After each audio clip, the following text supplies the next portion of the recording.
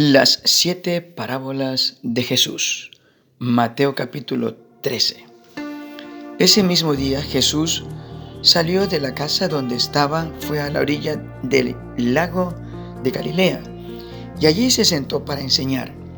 Como mucha gente llegó a escucharlo, tuvo que subir a una barca y sentarse para enseñar. Desde allí la gente permaneció de pie en la playa. Jesús les enseñó muchas cosas por medio de ejemplos y comparaciones. Les puso esta comparación. Número 1. La parábola del sembrador campesino. Un campesino salió a sembrar trigo. Mientras sembraba, algunas semillas cayeron en el camino. Poco después, vinieron unos pájaros y se las comieron. Otras semillas cayeron en un terreno con muchas piedras y poca piedra. Allí pronto brotaron plantas de trigo, pues la tierra era poco profunda. Pero las plantas no vivieron mucho tiempo porque no tenían buenas raíces y se quemaron cuando salió el sol. Otras semillas cayeron entre espinos. Cuando los espinos crecieron, apretaron las espigas de trigo y no las dejaron crecer. Pero otras semillas cayeron en tierra buena y produjeron una cosecha muy buena. En algunos casos, las semillas sembradas produjeron espigas con 100 semillas, otras produjeron espigas con 60 semillas y otras produjeron espigas con 30 semillas.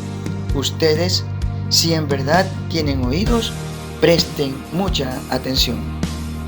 Jesús explica la parábola del sembrador campesino.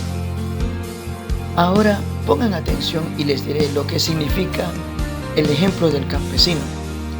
Hay algunos que escuchan el mensaje del reino de Dios, pero como no lo entienden, el diablo viene y hace que lo olviden. Estos son como las semillas que cayeron junto al camino. Las semillas que cayeron entre piedras representan a los que oyen el mensaje del reino de Dios y lo aceptan rápidamente y con gran alegría. Pero como no entienden muy bien el mensaje, su alegría dura muy poco. Cuando tienen problemas o los maltratan por ser obedientes a Dios, enseguida se olvidan del mensaje. Luego están las semillas que cayeron entre espinos. Estas semillas representan a los que oyen el mensaje, pero no dejan que el mensaje cambie sus vidas.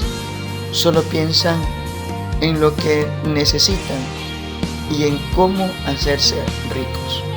Finalmente, las semillas que cayeron en buena tierra representan a los que oyen el mensaje y lo entienden. Estos, si cambian sus vidas y hacen lo bueno, son como esas semillas que produjeron espigas con 100, con 60 y hasta con 30 semillas. Número 2. La parábola del trigo y la cizaña. Jesús les puso este otro ejemplo. En el reino de Dios sucede lo mismo que le pasó a uno que sembró en su terreno muy buenas semillas de trigo. Mientras todos dormían, llegó su enemigo y, entre las semillas de trigo, sembró semillas de una mala hierba llamada cizaña y después se fue. Cuando las semillas de trigo produjeron espigas, los trabajadores se dieron cuenta de que también había crecido cizaña. Entonces fueron a donde estaba el dueño del terreno y le dijeron: Señor, si usted sembró buena semilla de trigo, ¿por qué también creció la cizaña? El dueño les dijo: esto lo hizo mi enemigo. Los trabajadores le preguntaron: ¿quieres que vayamos a arrancar la mala hierba? El dueño les dijo: no, el trigo y la cizaña se parecen mucho, y a lo mejor ustedes van y arrancan el trigo junto con la cizaña. Mejor dejen que las dos plantas crezcan juntas. Cuando llegue el tiempo de la cosecha, podremos distinguir cuál es el trigo y cuál es la cizaña. Entonces enviaré a los trabajadores para que arranquen primero la cizaña la amontonen y la quemen. Luego recogerán el trigo y lo llevarán a mi granero. Jesús explica la parábola de la cizaña. Jesús dejó a la gente allí y se fue a la casa. Entonces sus discípulos fueron a decirle: explícanos qué significa el ejemplo de la mala hierba en el terreno. Jesús les dijo: el que siembra la buena semilla de trigo soy yo, el Hijo del Hombre. El terreno es el mundo y las buenas semillas de trigo son todos los que obedecen las leyes del reino de Dios. Las semillas de cizaña son los que obedecen al diablo, que fue quien las sembró en el mundo. El tiempo de la cosecha es el juicio final y los trabajadores que recogen la cosecha son los ángeles. Cuando Dios juzgue a todos, será como cuando se arranca la mala hierba y se quema. Yo, el Hijo del Hombre, enviaré a mis ángeles para que saquen de mi reino a todos los que hacen lo malo y obligan a otros a hacerlo. A esas personas los ángeles las echarán en el infierno y allí tendrán tanto miedo que llorarán y rechinarán los dientes. Pero los que obedecen a Dios brillarán en el reino del Padre como brilla el sol. Ustedes, si en verdad tienen oídos, presten atención. Número 3. Parábola de la semilla de mostaza. Jesús también les dijo esta comparación. Con el reino de Dios pasa algo parecido a lo que sucede con la semilla de mostaza.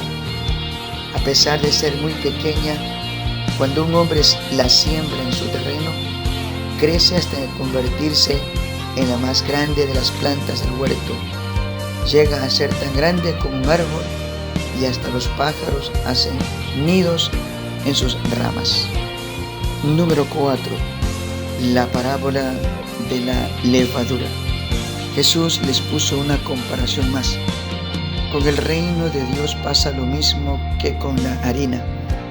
Cuando una mujer pone en ella un poquito de levadura, ese poquito hace crecer toda la masa.